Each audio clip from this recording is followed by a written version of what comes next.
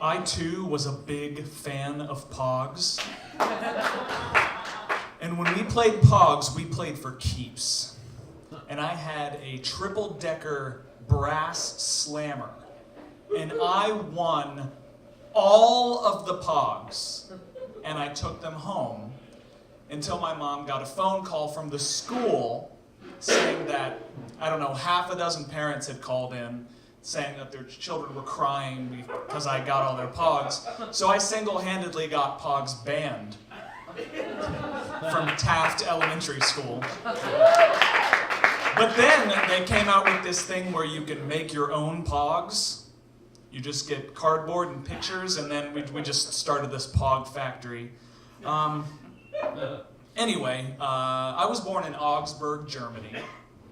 And the Germans have a wonderful, wonderful word, Schadenfreude, which means deriving joy from the misfortune of others. So happiness, right? So that kind of spurred me thinking. I spent Christmas in my hometown, and we were kind of driving around through town, and in my hometown, across the street from the country club, is this 3-story mansion. And they always have probably 100 inflatable Christmas decorations out on the lawn. But when we passed, they had all deflated. And so it was like there was a massacre had happened, like something terrible happened on this lawn. But anyway, the man who lived in the house was a millionaire publisher in town, probably the richest guy in the county, and his son was one of my best friends when I was in middle school and in high school, and having a silver spoon rich friend is really cool when you're growing up. They had a pool in their house. That was sweet.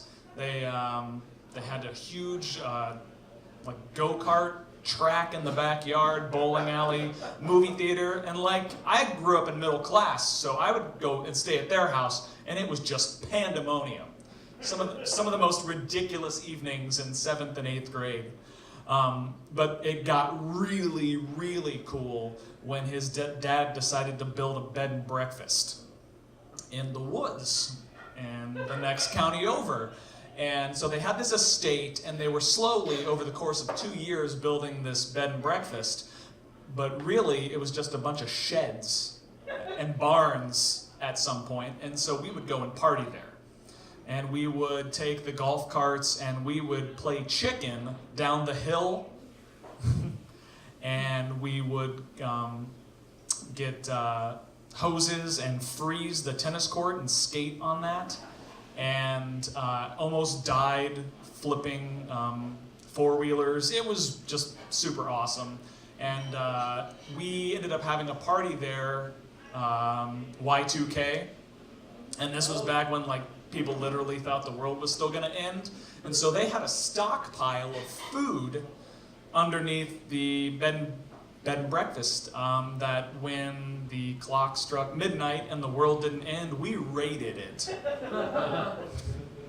So every kind of freeze-dried anything, any kind of soda, we just binged on all this stuff.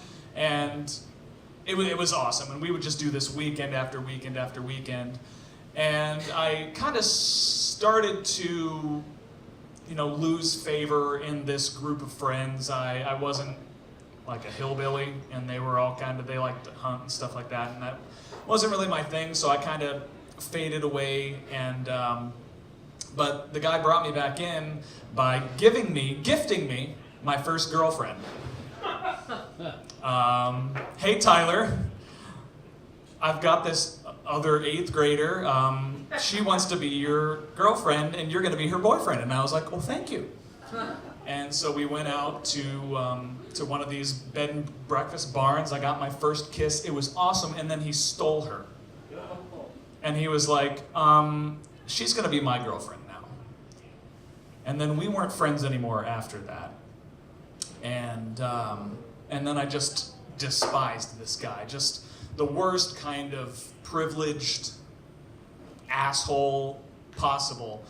And I kind of forgot about him until a couple of years ago. I'm a preschool teacher, and I was reading one of these books, and I noticed on the back that it was published by this kid's dad. And I was like, I wonder what he's up to. And then so I plugged him into Google and found out that he was now in charge of this bed and breakfast, and they were going to be appearing on an episode of Hotel Hell with Gordon Ramsay.